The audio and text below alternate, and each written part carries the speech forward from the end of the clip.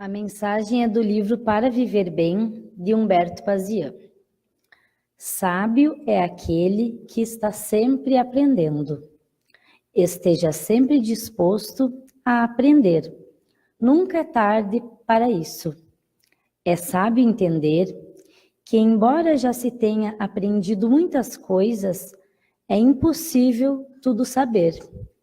E por isso, é preciso estar sempre receptivo a novas lições que a vida proporciona. Temos exemplos notáveis de pessoas que, embora já estejam em idade avançada, continuam extraindo conhecimentos da vida, aprendendo e deixando um rastro de luz por onde passam. São verdadeiras estrelas a sinalizar nossos rumos. Mire-se nesses exemplos. Uma boa palestra.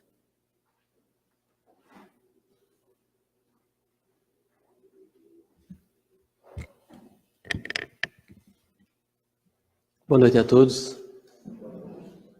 É uma alegria muito grande estar aqui, voltar aqui, na casa em que nós nos sentimos em casa, nessa escola que já foi e continua sendo a nossa escola, É uma alegria muito grande, uma gratidão especial também aos dirigentes desta casa que nos confiam essa tarefa, que nós sabemos é carregada de muita responsabilidade e muita importância. Para iniciar a nossa reflexão, eu vou recorrer a um texto que está anotado no Evangelho de João, no capítulo 14, versículos de 15 a 17 e no versículo 26. O Evangelho segundo o Espiritismo também traz esta passagem no seu capítulo 6, no Cristo Consolador, o Consolador Prometido. Para quem é um frequentador assíduo da Casa Espírita, já deve ter ouvido bastante falar desta passagem. Mas nós espíritas não nos cansamos de repeti-la, porque é para nós mesmos que nós falamos, não é? Então nós precisamos estar sempre atentos à importância e à relevância deste anúncio, desta promessa que o Cristo nos faz. Se me amais, guardai os meus mandamentos. E eu rogarei ao Pai, e Ele vos enviará outro Consolador, e vos fará recordar tudo o que eu vos tenho dito. Esse capítulo do Evangelho segue nos convidando a refletir, e nós sempre orientamos a leitura desse capítulo, que é extremamente importante para a compreensão do significado e da importância da doutrina espírita no nosso mundo, principalmente nos dias de hoje. Jesus vai nos prometer outro Consolador. Outro Consolador. E ele diz que vai ficar para sempre entre nós este outro Consolador. Se ele está falando em outro, ele não está falando dele. E se ele diz que ficará para sempre entre nós, ele não está falando de um homem, de uma pessoa, porque ele próprio, Jesus, o maior Espírito que já esteve encarnado entre nós, se submeteu às mesmas leis a que nós estamos submetidos e desencarnou. Fez uso de uma veste física e abandonou essa veste, voltando para o mundo espiritual. Ele anuncia um Consolador que vai nos ensinar outras coisas e vai nos lembrar de tudo o que ele tinha dito. Se nos ensinará outras coisas, é porque Jesus não nos ensinou tudo. E se vai nos lembrar o que ele disse, esclarecimento de entendimento e de conhecimento. Nós espíritas, o Espiritismo, a doutrina espírita, nos reconhecemos sim como a terceira revelação. E a importância disso muitas vezes não é percebida. Eu me surpreendia quando eu conhecia a doutrina espírita e ouvia falar em revelações, porque ainda era algo novo. E quando eu descobria que o Espiritismo é a terceira revelação, eu pensava, mas como pode? Lá na minha casa ninguém sabe disso, que existe. O que é isto que parece que não está acessível a todos ainda, e que eu descubro agora? Moisés, o profeta e legislador, ele foi revelar ao seu povo, aquele povo de uma fé muito primitiva ainda, a existência de um único Deus. E quando nós estudamos o Antigo Testamento, nós vamos perceber, com o auxílio também de alguns estudos espíritas, que a missão da época era esta. A Gênese toda tem como único objetivo nos dizer que existe só um Deus. Numa abordagem que podia ser compreendida na época com as características específicas para a cultura daquele povo que recebia aquela informação. Jesus, o nosso mestre, nosso modelo, nosso guia, ele vem, é a segunda revelação. Jesus vem e nos apresenta um Deus bom, um Deus Pai, um Deus carinhoso, um Deus que nos cuida, nos consola, nos protege e nos dá oportunidades. Jesus nos deixou um roteiro para uma vida moral ideal. Foi o maior psicólogo, o maior médico, o maior filósofo que esteve encarnado neste mundo. E o Espiritismo? O que é que resta ao Espiritismo ainda de tão importante para nos revelar, para nos trazer? O Evangelho segundo o Espiritismo, ainda no capítulo 6, no item 4, nos diz o seguinte: o Espiritismo vem, no tempo previsto, cumprir a promessa do Cristo, e o Espírito de verdade preside a sua chegada. Ele convida os homens à observância da lei, ensina todas as coisas, fazendo compreender o que Jesus falou apenas por parábolas. Finalmente, trazer a consolação suprema aos deserdados da terra e a todos aqueles que sofrem, fornecendo uma causa justa e um objetivo útil a todas as dores. Hoje, significativa para as nossas aflições, a certeza do reencontro com os nossos familiares ou amigos que deixaram esse plano físico e encontram-se na espiritualidade. Tudo isso nos esclarece e nos consola. O Espiritismo, presidido pelo Espírito de verdade, ele cumpre a promessa de Cristo e nos traz o consolo prometido. Nos diz tudo aquilo que faltava ser dito. Se nós tivermos os olhos e os ouvidos para isso. Haroldo Dutra Dias, um orador espírita que nós admiramos muito, reconhecido no meio espírita, em uma das palestras que ele proferiu na Federação Espírita do Paraná em 2014, ele vai afirmar o seguinte: todas as religiões da Terra são tribais. É óbvio que ele está falando das religiões tradicionais, da maioria das religiões que nós conhecemos. Todas são tribais, é o termo que ele usa. E ele diz que nessas religiões, onde você nasceu importa. Algumas. A cor da sua pele importa. A língua que você fala importa. Se você é homem ou mulher, importa. A sua orientação sexual importa. É um sistema primitivo de crença em Deus. Religiões tribais que tentam a todo custo colocar Deus em uma gaiola. A salvação se dará através da minha religião. É aqui que nós conhecemos a verdade. Deus vai atender a todos aqueles irmãos que fazem parte da minha instituição. É comum. E durante muito tempo, para muitos de nós talvez, nós não nos incomodamos com isso. Se eu estou cumprindo aquilo que a religião propõe, se eu estou me encaixando no perfil das coisas que importam para aquela religião, tudo bem. Não todos nós, mas alguns já podemos ter vivido essa situação, ou podemos ter nos incomodado com essa situação. Só que novos tempos chegam. E parece que um incômodo geral, com alguns rituais tradicionais, com algumas dificuldades que as instituições religiosas enfrentam, causam um desconforto em muitas pessoas, um desconforto geral, porque são muitas perguntas que não podem ser respondidas, são muitos dogmas que não podem ser questionados, um Deus que me ama e me castiga.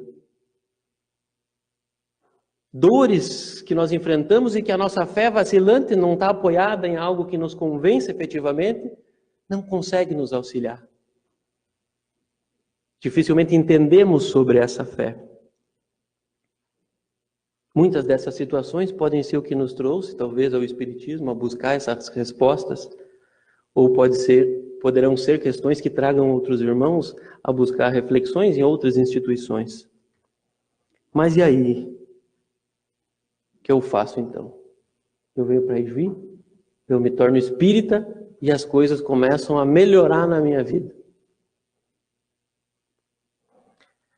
O ESD, que é o estudo sistematizado da doutrina espírita, no seu tomo 2, Influência do Espiritismo no Progresso da Humanidade. O estudo sistematizado da doutrina espírita, que é oferecido nesta casa, ele reúne o conteúdo das obras básicas e registra ali de maneira didática para que nós possamos estudar.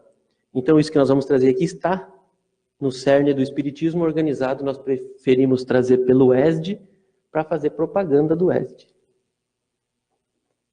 A aceitação dos princípios espíritas não faz melhor as pessoas, em princípio. A aceitação dos princípios espíritas não faz melhor as pessoas. A melhoria do espírito ficará patente quando, em decorrência do esforço individual, a pessoa implementar mudanças no comportamento, as quais garantirão uma verdadeira transformação moral. Então eu venho encontrar o Espiritismo e as coisas não começam a se transformar automaticamente na minha vida. Porque a simples aceitação deste conteúdo que nós estamos refletindo não nos faz melhores a ninguém, nem a mim, nem a ninguém. Mas a aplicação moral que nós vamos dar, através desse conjunto de informações que nos facilita, é o que vai nos fazer melhor. Somos nós quem vamos fazer a obra. O Espiritismo nos empresta ferramentas para isso. A doutrina espírita, quanto ao conteúdo, ela pode ser encontrada, conteúdo teórico, ela pode ser encontrada na sua íntegra na internet, por exemplo. Nós temos as obras da codificação nas bibliotecas. Enfim, são muitas as fontes para que nós possamos consultar. Não necessariamente para conhecer sobre isso nós precisávamos estar aqui, nesta escola.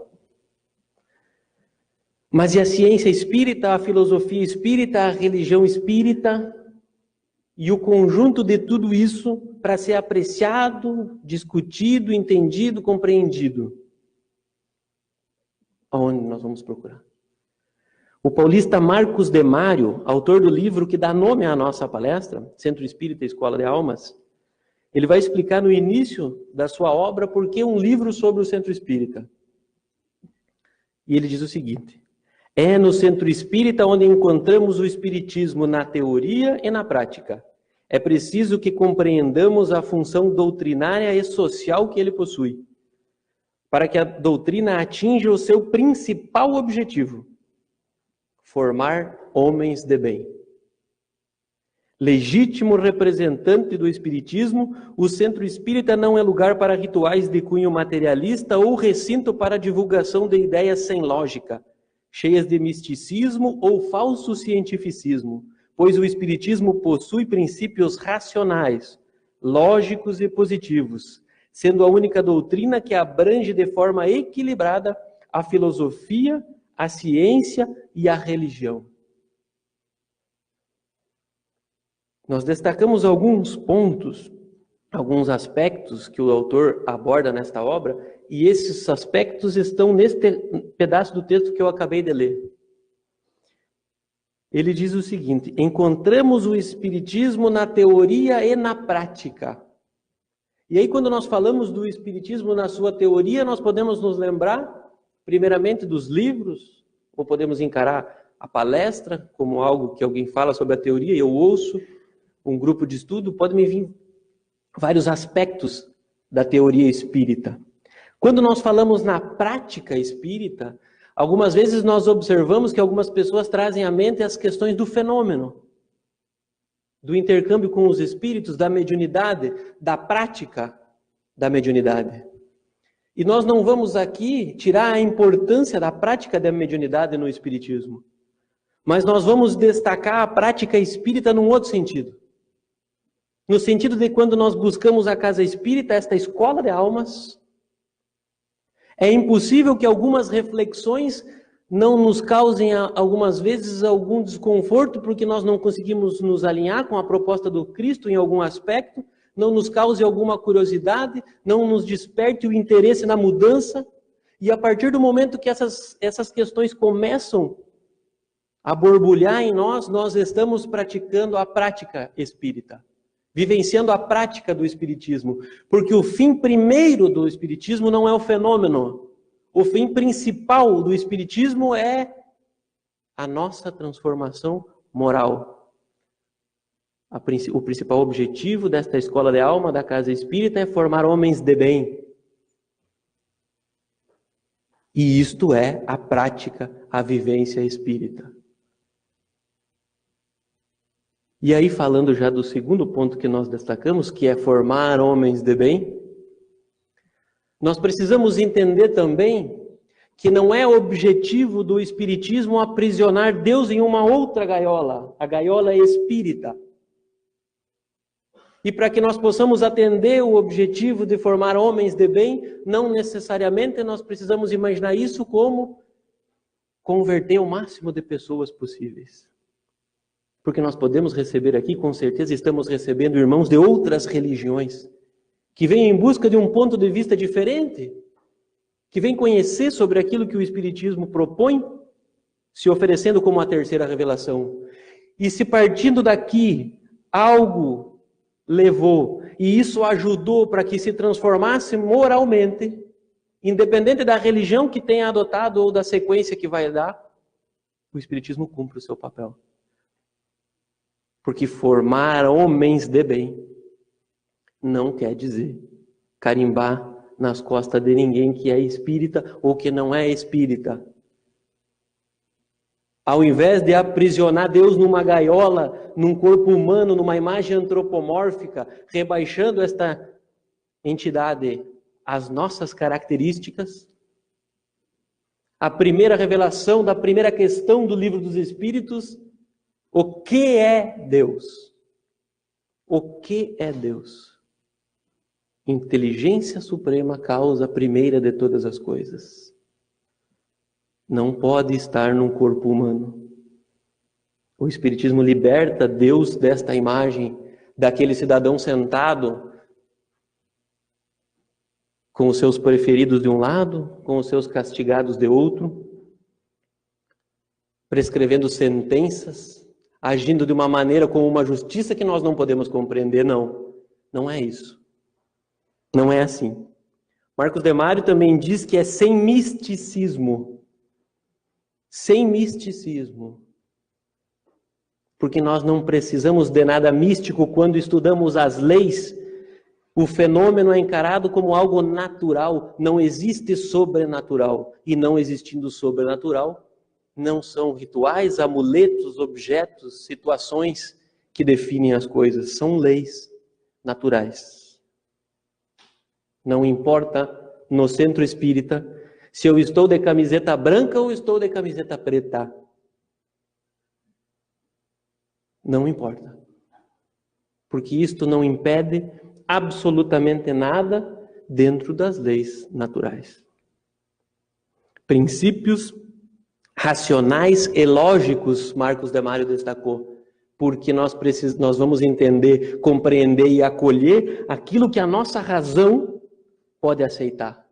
Aquilo que tem lógica, aquilo que não vai mais uma vez encontrar as dificuldades no dogma. Aqui não existe nada que nós não podemos abordar na ciência espírita, na filosofia espírita. Nós devemos confrontar a nossa razão. Precisamos encaixar as coisas na nossa cabeça para podermos construir este pensamento por nós mesmos. Porque a nossa caminhada é individual. Nós nos apoiamos coletivamente aqui nesta escola hoje. Mas o nosso processo é em velocidades diferentes, é de maneiras diferentes, as nossas experiências são diferentes. mas para todos nós precisamos encaixar de maneira racional e lógica. E aí ele também destaca, nós destacamos no texto dele, equilibra filosofia, ciência e religião. Equilibra filosofia, ciência e religião. Para cumprir o objetivo da religião, que traz na origem da sua palavra o religar, para que nós possamos executar esta reconexão que em algum momento nós nos afastamos de Deus. Nós nos utilizamos justamente da filosofia espírita que nos permite discutir, conversar, pesquisar, refletir. E aí sim dá sentido a esse caráter religioso, que vem de uma maneira natural e não imposta, sem dogma, sem nenhuma dificuldade, que nos acolhe e que nos conforta. A ciência espírita, experimentada inicialmente por Kardec, com critério, ela se mostra de profunda utilidade. E cada vez mais que a ciência dos homens se aproxima desta ciência, nós colhemos resultados importantíssimos na medicina, na psicologia, em todos os aspectos que trata do nosso ser integral. Hoje a nossa ciência humana já reconhece algumas questões espirituais, já fala da importância dos sentimentos, já estuda aquilo que não é só físico e material.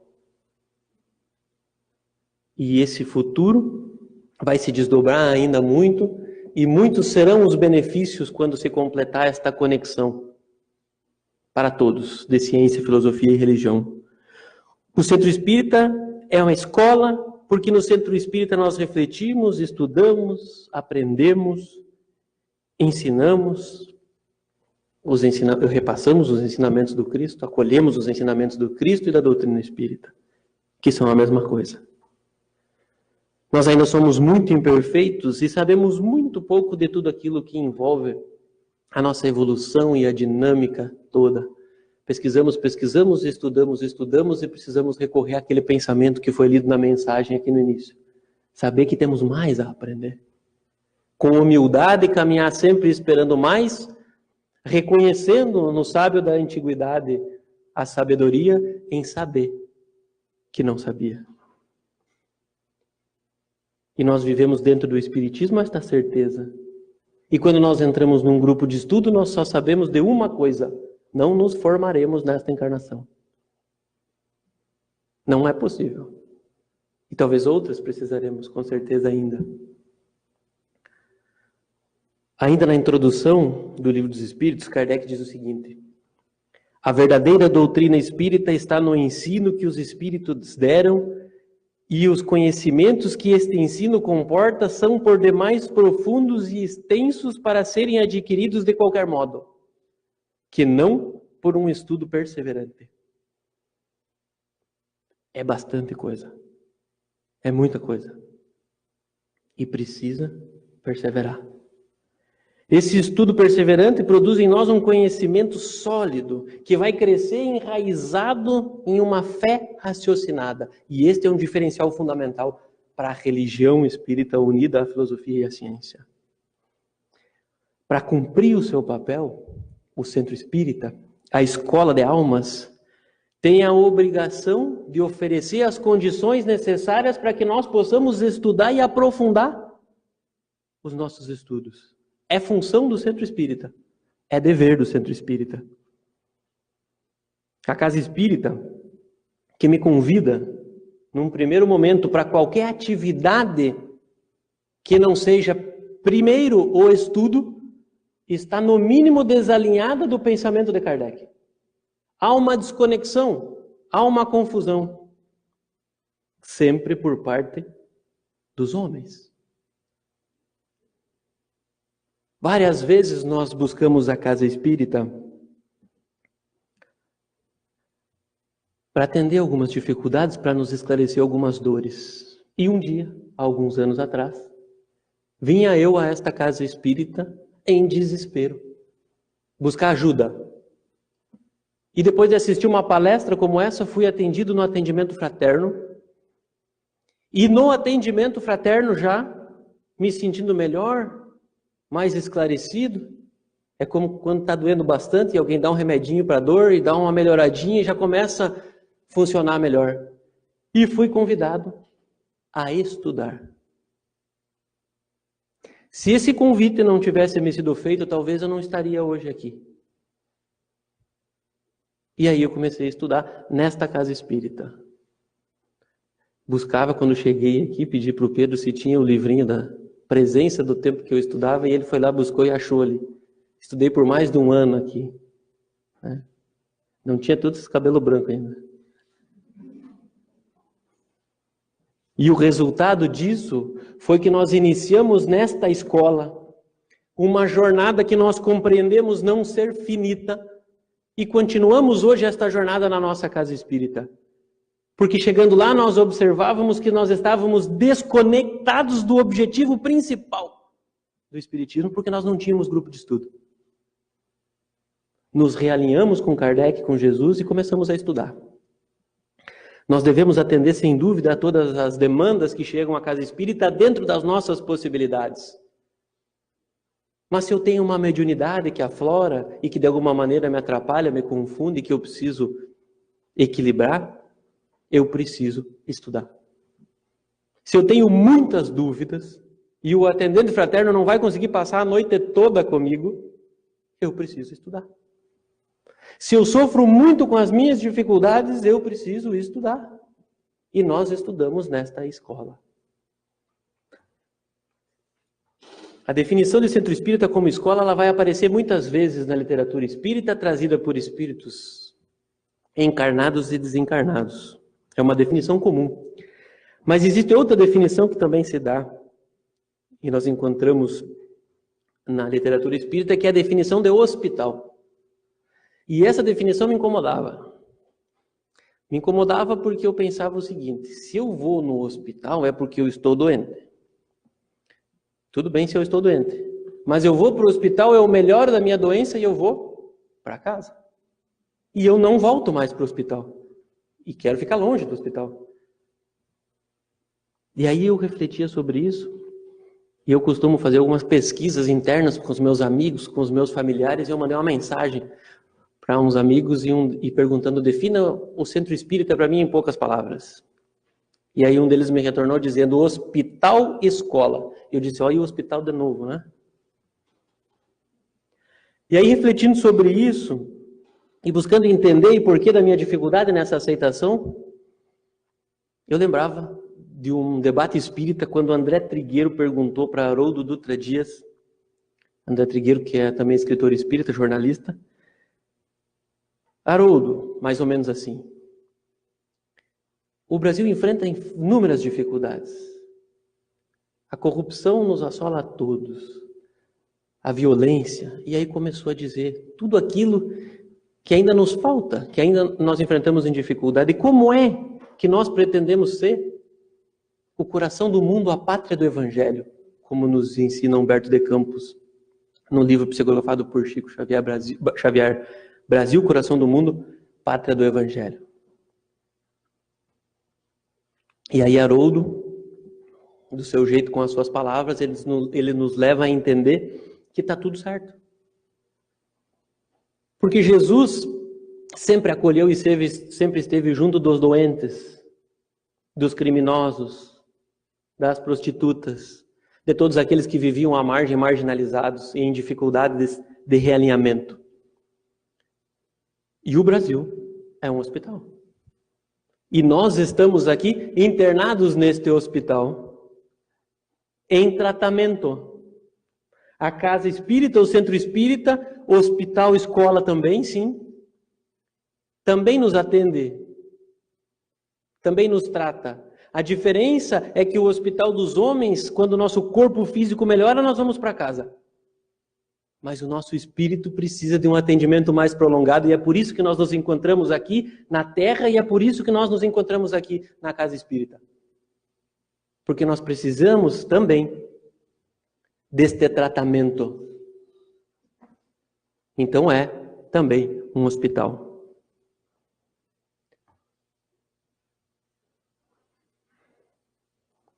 Mas aí tinha outra coisa que me incomodava. Eu sou o cara das coisas que me incomodavam, né? Como pode o Espiritismo, refletia eu então, e incomodei um monte de gente com esse pensamento aí.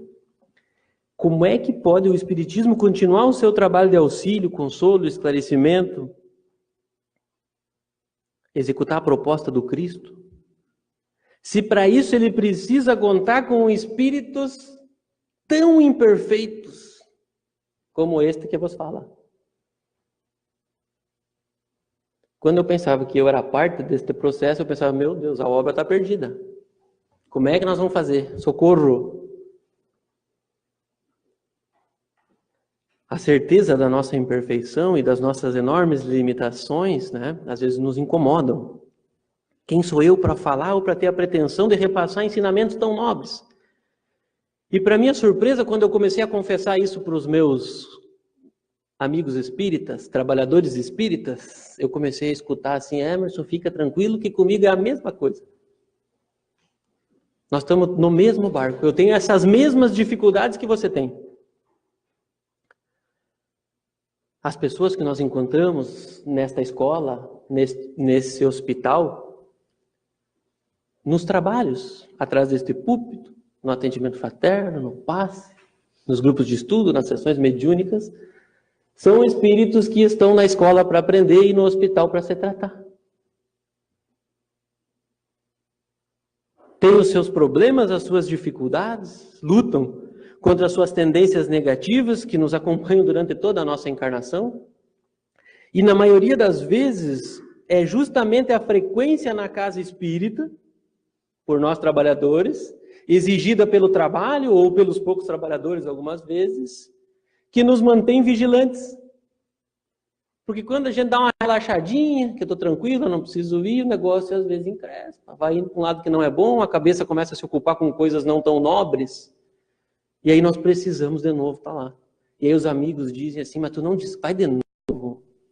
Mas hoje é domingo, mas tu não descansa? Aí a gente ri por dentro e diz, se tu soubesse, que é lá que eu estou descansando, que é lá que eu estou trabalhando para a minha felicidade, que é lá que eu estou construindo uma situação diferente para a minha vida. O trabalho não é pesado. Este fardo é dos mais gratificantes, esta experiência é das mais belas e todos estamos convidados. Não julguemos o Espiritismo ou o Centro Espírita somente pelos seus trabalhadores ou pelas pessoas que se declaram espíritas. A doutrina do Cristo é perfeita. Nós não somos. Nós nos observaremos em equívoco diariamente. Nós vamos nos encontrar em dificuldade durante a semana, nós vamos se esbarrar aí e nós não vamos estar tão queridos um com o outro. Não vamos comprometer uma proposta tão bela como é a escola de almas, julgando pelos equívocos dos homens. Nós erramos, nos equivocamos, caímos, levantamos, levantamos, e caímos e levantamos e seguimos. Não julguemos também pelas práticas que nem espíritas são, pelas casas que nem espíritas são, pelas escolas que não estão conectadas à proposta de Kardec. O espiritismo, as sociedades espíritas, não trabalham em função de nenhum ser individual, de nenhum encarnado. Não há aqui devoção de ninguém como alguém que está acima dos outros. Nós estamos todos aqui nos acolhendo uns aos outros em situação de igualdade. E todos aqueles que trabalham em função de um médium, de um cidadão, de uma pessoa, estão em equívoco. Porque nós estamos aqui e nós conhecemos uma referência. E a nossa referência, o nosso guia, o nosso modelo é Jesus Cristo. E é esse o guia que nós precisamos seguir. Quando o foco for muito grande no fenômeno, nós precisamos ficar alertas. Nós precisamos ficar alertas porque esse não é o objetivo principal do Espiritismo. Pelo contrário, Kardec sugeriu justamente o contrário. Que não se acolhessem as pessoas em nenhuma manifestação enquanto elas não estudassem. Porque todos aqueles que chegam pela curiosidade, de cada 10, 9 vão embora. E não entendem. Vamos ficar atento, porque nós podemos diferenciar o que é e o que não é, passando pelo crivo da razão, consultando aquilo que Kardec nos deixou orientado. Eu vou compartilhar um fato registrado pelo espírito Manuel Filomeno de Miranda no livro Nos Bastidores da Obsessão, de Divaldo Pereira Franco. Eu resumi aqui com as minhas palavras, mas eu convido a todos que possam conhecer esse relato na íntegra. Ele também foi registrado por Sueli Caldas Schubert no livro Dimensões Espirituais do Centro Espírita. Tem lá um item que diz Caso Petitinga. José Petitinga, um trabalhador espírita de moral exemplar, e aqui nós não nos comparamos em nenhum momento a isso, não é o nosso objetivo, porque ele aqui vai ser agredido de maneira injusta, se eu passasse pela mesma situação aqui, com certeza não haveria nenhuma injustiça. Foi precursor do espiritismo na Bahia e desencarnou já há mais de 80 anos. Continua seu trabalho na espiritualidade, inclusive. Ele foi surpreendido durante uma exposição na União Espírita Baiana, por um espírito que se utilizava de um médium perturbado e que o atacava aos gritos durante a sua palestra, interrompendo a sua exposição e acusando ele, injustamente, de não ser digno de ocupar a tribuna espírita. É como se agora entrasse alguém aqui e nos abordasse com esta temática. A reação de Petitinga ela foi surpreendente, e nós continuamos achando surpreendente, porque com certeza poucos aqui conseguiriam agir desta maneira. De maneira serena, chamando a entidade que se manifestava através desse homem de amigo espiritual, e dando razão a ele, declarou o seguinte ao público: ensinou o mestre que nos confessássemos uns aos outros, prática vigente entre os primeiros cristãos e que o tempo esmaeceu e deturpou dolorosamente. Nunca me atrevi, nunca experimentei coragem para dizer aos companheiros sobre as minhas próprias dificuldades. Agora, utilizando-me do auxílio do irmão que me faculta ensejo, digo da luta intensa que travo na alma para servir melhor ao Senhor, tentando cada dia aprimorar-me intimamente, lapidando grossas arestas e duras angulações negativas da minha personalidade enferma. Depois de ter conhecido Jesus, minha alma luta denodadamente contra o passado sombrio, nem sempre logrando êxito na ferrenha batalha de superação dos velhos padrões de ociosidade e crime em que viveu na imensa noite dos tempos.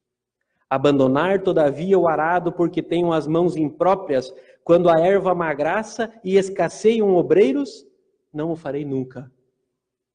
Prefiro a condição de enfermo ajudando doentes, a ser ocioso buscando a saúde para poder ajudar com eficiência, enquanto se desgastam corpos e almas ao relento da indiferença de muitos que as minhas mãos calejadas podem socorrer. Miserabilidade socorrendo misérias maiores, a posição falsa daquele que recebeu o talento e sepultou, conforme nos fala a parábola do Senhor. Embora imperfeito, deixo luzir minha alma quando contempla a grande luz, vasilhame imundo, aromatizando-me ao leve rocio do perfume da fé. Espírito infeliz, mas não infelicitador. Banho-me na água lustral da esperança cristã. Perdoa-me, Senhor, na imperfeição em que me demoro e ajuda-me na redenção que persigo. Quando Petitinga termina a sua explanação, reconhecendo das suas dificuldades, mas dizendo que não era isso que o faria abandonar a luta, o homem cai ao chão e o espírito pede perdão pelo ataque gratuito que tinha feito. Enfermo ajudando doentes, miserabilidade socorrendo misérias maiores, infeliz, mas não infelicitador. Todos nós enfrentaremos as nossas dificuldades. E nós não propomos na doutrina espírita que o trabalho é feito por aqueles que são perfeitos. Não. Nós podemos, dentro das nossas possibilidades, iniciar logo em seguida um trabalho em favor do próximo. Iniciar a nossa tarefa sabendo que somos imperfeitos e ainda estamos caminhando na direção da luz, que estamos doentes, mas podemos socorrer ainda doenças maiores. Esta é a proposta da escola de almas. Por isso estamos todos aqui. No capítulo 17 do Evangelho segundo o Espiritismo, sede perfeitos, no item 4, os bons espíritas, já no final do texto, Kardec registra: reconhece-se o verdadeiro espírita pela sua transformação moral e pelos esforços que emprega para domar as suas inclinações más. Reconhece-se o verdadeiro espírita pela sua transformação moral e pelo esforço que ele vai fazer para domar suas inclinações más.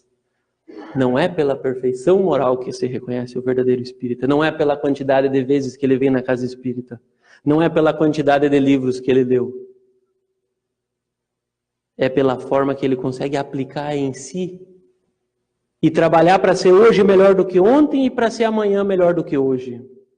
Estamos todos buscando esta transformação moral e estamos todos aprendendo nesta escola, enquanto somos atendidos também neste hospital. Para finalizar, nós gostaríamos de compartilhar com os amigos 2 cartas. Em 2017, nós éramos convidados a participar da inauguração de uma casa espírita que havia ficado fechada por um tempo na nossa região, pelas dificuldades dos encarnados, com certeza estava aberta ainda na espiritualidade. E durante o nosso grupo de estudo na minha cidade de Santo Augusto, um grupo que havia se iniciado há algum tempo, nós estudávamos há quase um ano, eu pedi a todos os estudantes que escrevessem uma mensagem, uma carta, para ser entregue, né, para essas pessoas, dizendo aquilo que foi bom para elas, aquilo que as fazia continuar na casa espírita. Como o Espiritismo ajudou, como é que o Centro Espírita foi importante. E nós recebemos 6 ou 7 cartas. E eu vou trazer uma delas aqui, que nos marcou muito e que nós lemos, inclusive, nesse dia. Uma moça que se identifica, a gente não precisa dizer o nome dela, nem a profissão, ela começou a carta se identificando e continua dizendo assim: tenho 30 anos e, assim como muitos de vocês, procurei o Centro Espírita por ter uma grande tristeza na minha vida, que foi a falta de saúde do meu pai, um homem tão bom que eu não conseguia entender o motivo de ter que passar por tanto sofrimento. Vê-lo sendo consumido por um câncer e tantas dúvidas que me incomodavam me fez procurar respostas para as questões que me perseguiam. Frequentar o grupo de estudos semanais e as palestras da casa me trazem a motivação e a clareza que eu preciso para viver o dia a dia. Com a ajuda dos espíritos de luz, amigos e irmãos da casa, sigo em busca da minha evolução moral, intelectual e espiritual. Fazer parte de uma rotina de estudos me aproxima cada dia mais da melhor parte de mim. E estar em contato com a doutrina me guia e me norteia.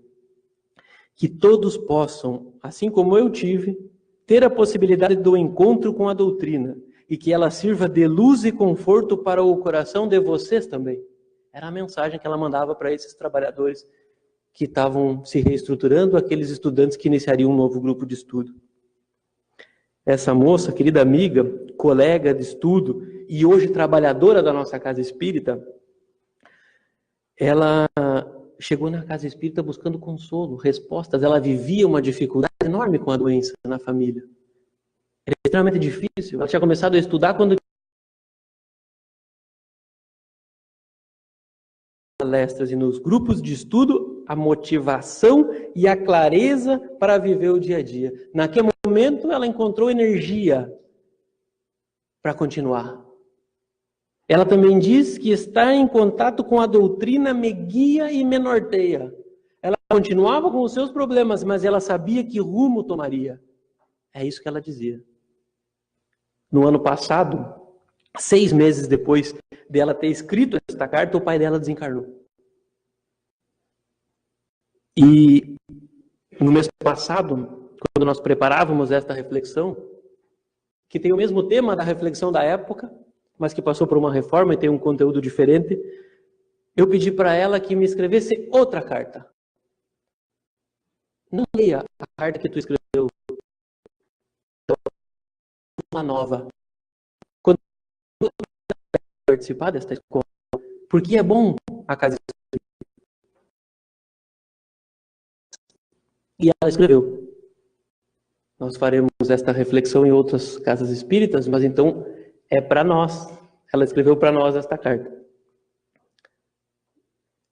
Acreditem, um tempo atrás nem eu acreditava, mas hoje eu agradeço profundamente por todas as dificuldades, por todo o sofrimento e por toda a dor.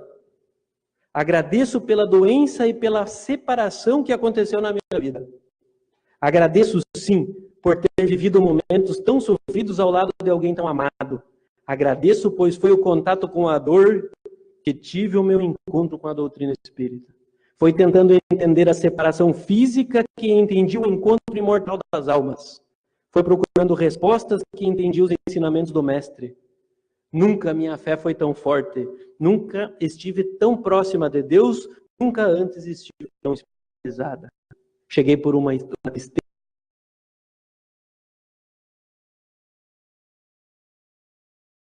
Me tornei e pensei que ainda posso. O Espiritismo transforma a convicção na mentalidade. Que bênção, amado Mestre. O dia que tão bem inspirada entrei no Centro Espírita assistir uma palestra. Só consigo sentir gratidão por exatamente tudo, mas principalmente pela oportunidade do contato com a doutrina do Cristo. Nós ainda não sabemos todos os benefícios de poder compartilhar desta escola. Mas certamente na nossa vida tem um papel fundamental. Que nós possamos todos valorizar de maneira sincera esta oportunidade, nos agarrar neste benefício que Jesus nos concede e utilizar deste recurso para nos tornarmos pessoas melhores, homens de bem. Mas enquanto doentes, também possamos atender dificuldades maiores. Doentes maiores. Infelizes, talvez, às vezes, mas não infelicitadores. Nós podemos, julgar as nossas lágrimas, auxiliar nas lágrimas dos nossos irmãos. E em breve estaremos derramando menos lágrimas. Ou substituiremos as lágrimas de dor pelas lágrimas de alegria. O meu desafio aqui era poder ler essas cartas sem falar. É um estudo de uma obra, é um exemplo, é uma vivência. É a realidade na nossa vida e na vida dos nossos irmãos. É a graça de encontrar este ponto luminoso na Terra, que não está ainda acessível para todos os olhos, mas nós já visualizamos. Muito obrigado a todos pela atenção.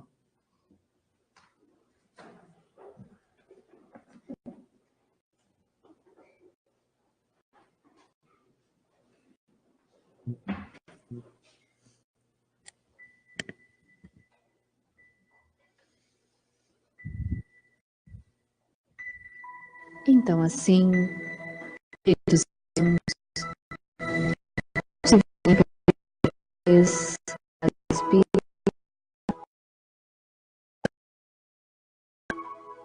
e ele se divide no momento para nós. E o segundo momento é o exercício da caridade, aonde doamos estas energias aos outros que necessitam. Dos irmãos,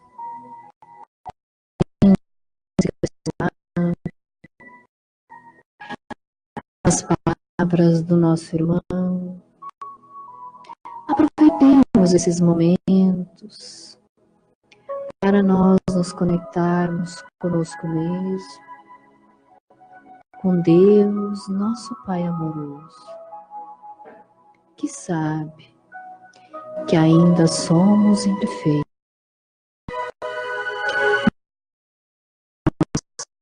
De nos dar a cada dia. Sinta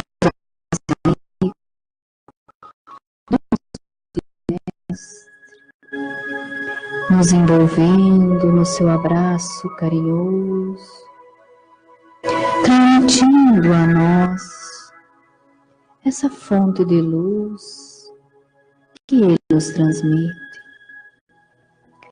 Sintamos essa presença amiga, nos auxiliando, nos dando forças, coragem e fé para prosseguirmos, mesmo quando algumas vezes tropeçamos.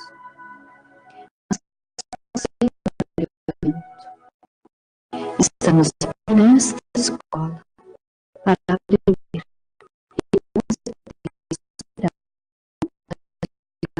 que por vezes a vida nos coloca, mas sempre os nossos queridos benfeitores, os nossos amigos espirituais, o nosso querido Mestre e Deus, que é Pai amoroso, estão sempre conosco. Basta que nós nos conectemos com Ele. Sintamos sempre a presença amiga ao nosso lado. Que possamos nos sentir assim, em paz, em harmonia, na certeza do auxílio que sempre vem a cada um de nós.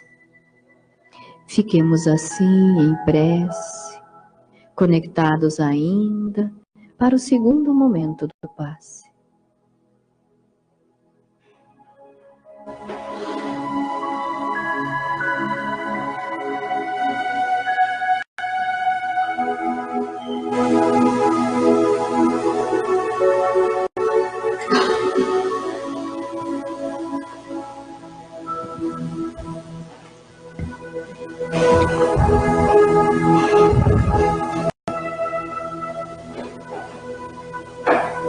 De alma serena,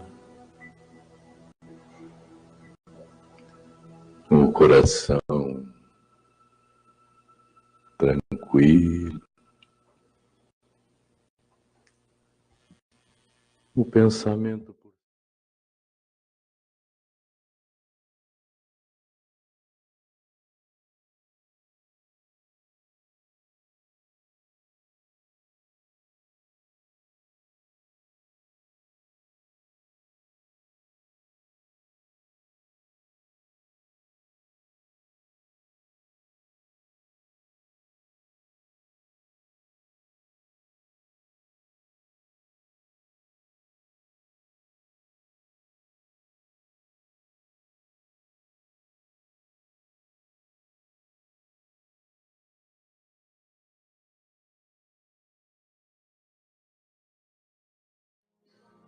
e concentrando na capacidade de servir imensurável que todos temos. Concentremos no ensinamento do apóstolo Pedro, que dizia que o amor cobre a multidão dos pecados. E nos dediquemos a amar nesse momento. Coloquemos o nosso amor à disposição daqueles tantos que necessitam sentir-se valorizados, sentir-se irmãos, sentir-se filhos de Deus, como todos nós. Coloquemos o amor disponível para que os benfeitores do mundo espiritual o conduzam a cada coração necessitado, e que ele chegue, acomode-se na alma intranquila, gerando paz, esperança e a certeza de que a vida pode e será melhor. Sejamos os agentes da transformação moral do planeta, amando indistintamente.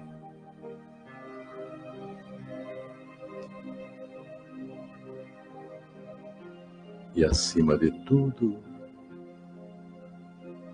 lembremos nesse momento do compromisso primeiro, que são os nossos, os familiares, aqueles que o Pai colocou perto de nós, para que aprendamos a nos amar como irmãos. Esqueçamos as diferenças quaisquer que sejam e coloquemos o amor antes e acima de tudo. E por certo, ao retornarmos ao convívio destes, sentiremos que valeu a pena, neste momento, colocarmos todo o nosso coração ofertado, pleno de amor e de carinho.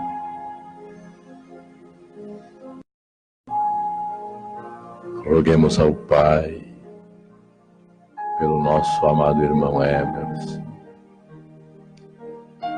para que ele encontre sempre o ânimo do estudo, da preparação para seguir na tarefa da enfermagem moral, levando o bem, levando o ânimo e a certeza de que todos podemos ser melhores, e que o conduza em paz e segurança no retorno ao seu lar.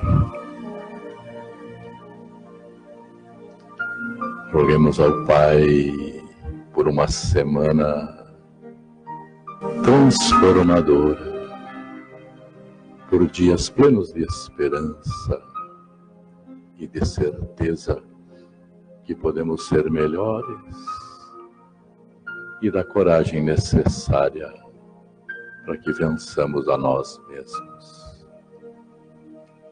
Muita paz, muita harmonia para os corações.